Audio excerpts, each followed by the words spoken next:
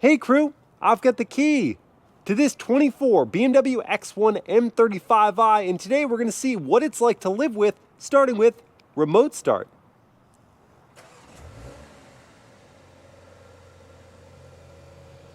Good morning, neighbors. Well, I'd say that's a pretty harmless startup in terms of volume. That turbo 4-cylinder is super mellow, and it just gets that climate control system going for us before I get into the X1. Now, before I actually do hop inside, I want to check out the spacing in my driveway, which is 16 feet wide by 19.5 feet long. I've got the X1 parked just about 1.5 inches from the edge, sitting next to my Dodge Challenger SRT Demon 170 that is parked about 6 to 8 inches from the edge. And with that parking job, there's plenty of room to walk between the vehicles, though not quite enough room because of the bodacious hips of the Challenger to wheel a double stroller through for my kiddos. Now, the nose of the X1 is right there at the beginning of my driveway, and that leaves plenty of space here at the back, even enough to walk in front of the hedge to my front door. And with the key fob in my pocket, I can put my hand on that handle. It will unlock the doors, unfold those door mirrors, and I can show you the door opening space. This is 1 defined notch, and that's 2. I'm not going to go 3. Don't want to touch the Demon. That's still plenty of room to get inside the cabin. And closing up that door. Hello, cabin crew. Thanks for joining for this day in the life in a 24 BMW X1 M35i.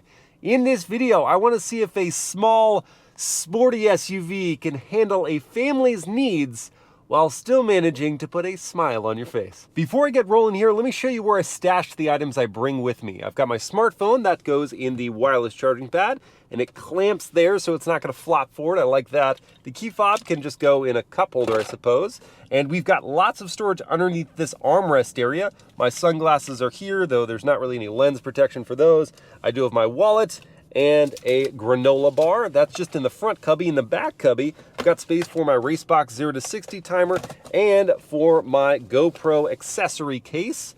And then in the door, there's enough room for my large water bottle to sneak inside. So that means the cabin storage inside this X1 is really impressive for its size. And since I remote started it, I do need to put my foot on the brake and hit the start-stop button to actually bring the vehicle to life fully. I can then put on my seatbelt, pull the gear selector back to go into drive, and that has automatically disengaged the parking brake, so I can kind of roll forward here. I do have curb ramps to help with clearance for low cars, but with this X1, it's not going to be an issue at all.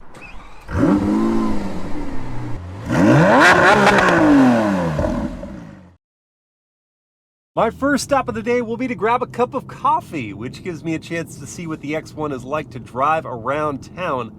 I've got it in the personal drive mode of the personal, sport, and efficient options, and that brings a balance to the throttle response. It's not overzealous while not being too soft. But then again, I mean, in terms of overzealous, this is a single turbo 4-cylinder. There's not really an overzealous option. You are waiting for the boost to build up. But still, there's plenty of power, and it does give you some of that peak torque low enough down that I'm not waiting forever to get up to speed.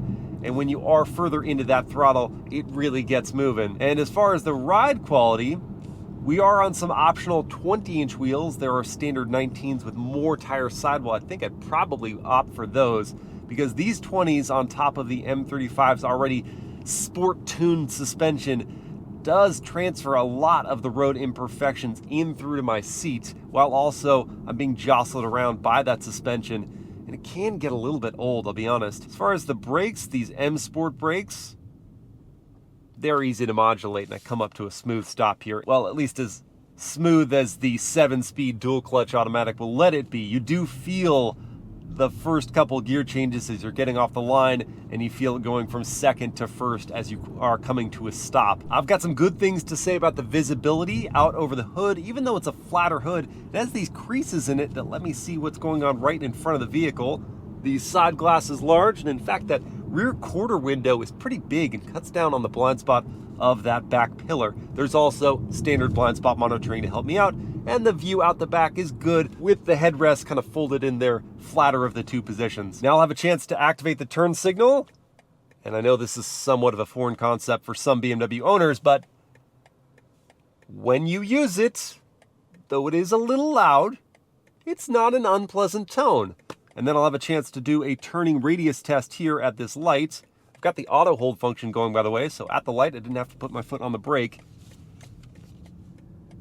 Oh yes, that's an incredible turning circle. I know it's a small SUV, but even among small SUVs, that's terrific. And okay, let's say someone cuts me off in this X1 and I have to use the horn. What's that sound like? Okay. Well, it's sharp and loud. That'll get their attention. And yours as well. You know, there is another solution for getting your attention, for waking you up. It's called coffee. And I'm about to have some here at Lion and Lamb Coffee Roasters. Praise God! It's attached to a church. Now, I know what you're gonna say. Your coffee's not gonna wake you up. It's decaffeinated. Chemically, at least, I know you're right.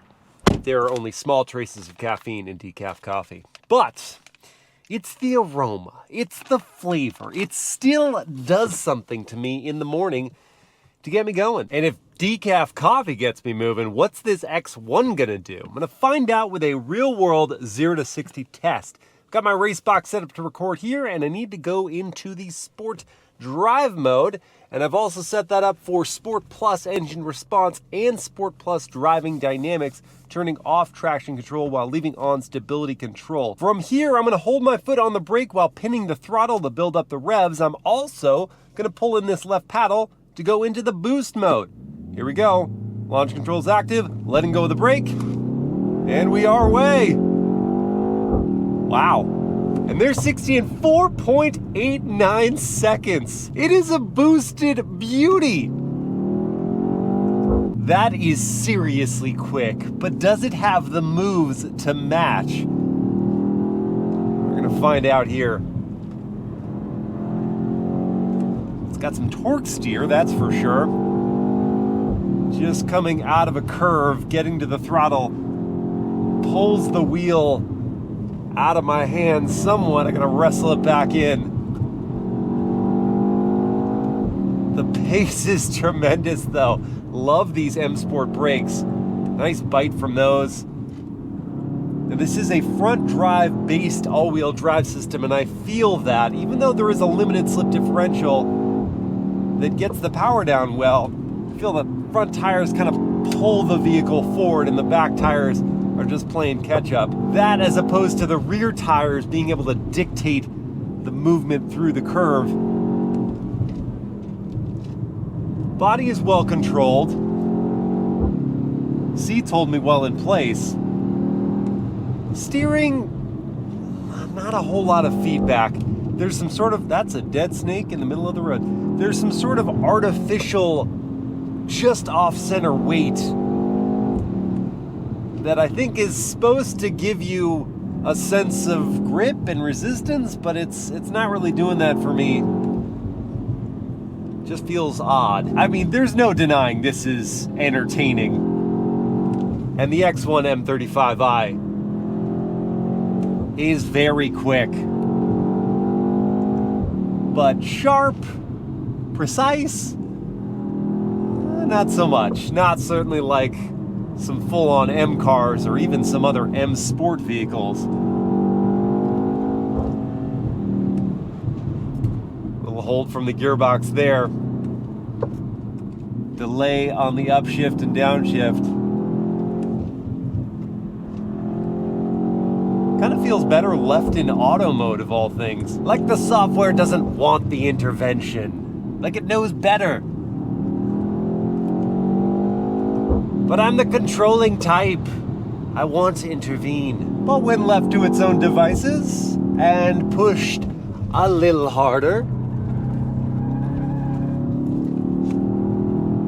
it performs admirably. Now, handling is great and all, but that's just one form of performance. It also has to perform as a practical family vehicle. So I'm gonna take a run here to Costco and see how it does. And what's a Costco trip without an oversized and potentially unnecessary purchase? The real question is it going to fit along with my other Costco goods in the trunk of this X1? Well, I'll tell you what, this is gonna have to go. With the cargo cover removed, I need to do a test fit of the giant igloo cooler.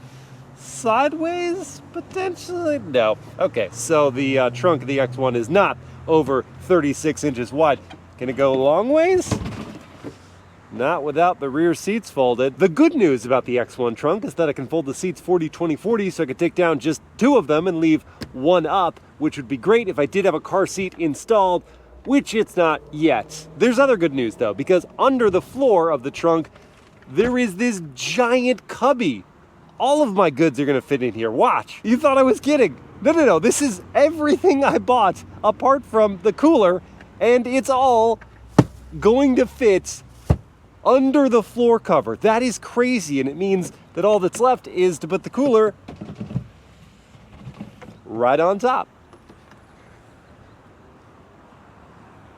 That is some amazing packaging. And how convenient. A place to return my cart like a reasonable member of society.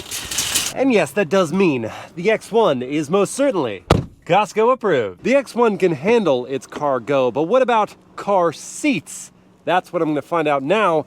And unfortunately, Mobile Mama is out of town, so I'm gonna have to do this one solo. Starting with the options, there are 2 sets of lower latch anchors and 3 top tethers. I've got a forward-facing car seat, I'll stick that behind my driver's seat, and a rear-facing car seat, I'll put that behind the passenger seat. The doors may not be huge, but they open nice and wide, so getting the car seat inside isn't a chore at all. And there's more good news, because the headrests raise, so I can sneak through the belts for the tether, and this isn't a huge SUV, so I can reach my arm in easily and tighten it on up. That is gonna leave enough space for my older daughter to have as legroom, and I didn't even have to move my driver's seat.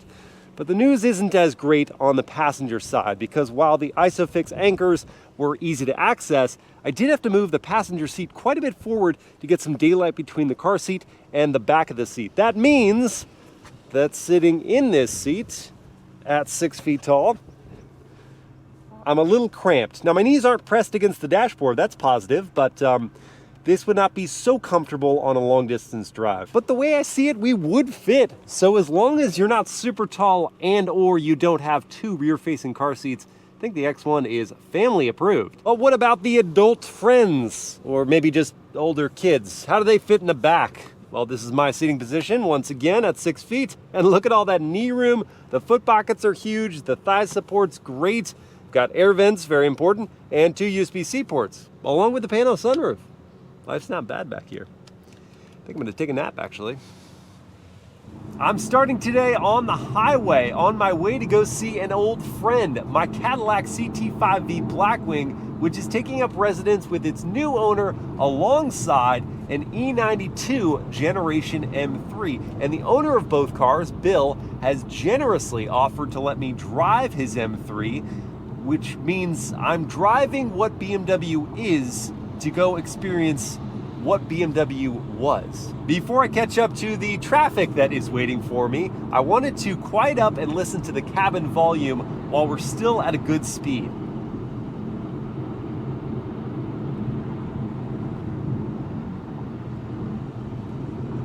All right, so taking note of the fact that we are on a louder road surface than a smooth piece of tarmac, I'm still hearing a fair bit of tire noise. And I think some of that is owed to the fact that we are on low profile tires with these optional 20-inch wheels instead of the standard 19s, but there's also a fair bit of road noise and some wind noise. Not a crazy level, but more than you might expect for the as-tested $60,000. So you are gonna have to raise your voice a little bit to have a conversation with your fellow passengers, especially in the second row. And while we still have momentum, let's listen to the Harman Kardon sound system and how well that blocks out the outside volume.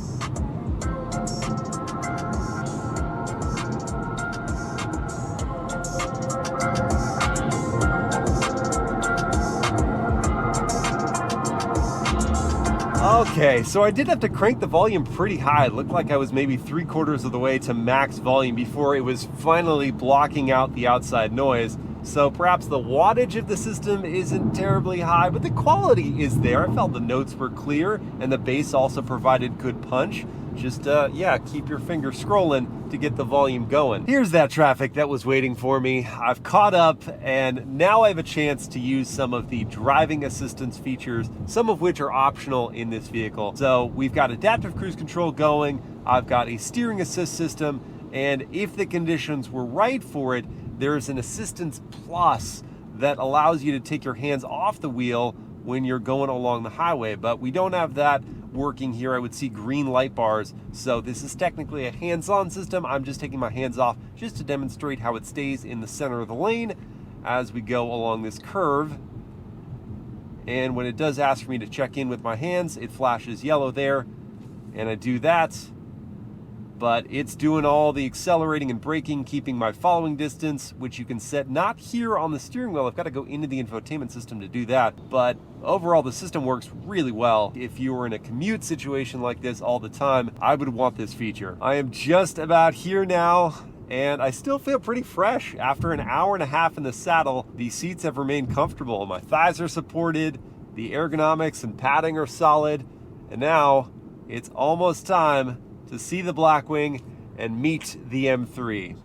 And here it is, a gorgeous 2012 E92 generation M3 in fire orange. Bill is gonna let me drive this vehicle, and I know I promised I would see my Blackwing. Unfortunately, it is getting some service work. Bill likes to customize his vehicle, so he's making the wheels gloss black at a shop down by me, so we're not gonna see my Blackwing today, but I am gonna have a great chance to drive this vehicle on Angeles Crest Highway. And if you wanna see my first drive video of this M3, I will make sure that is linked in a card right here.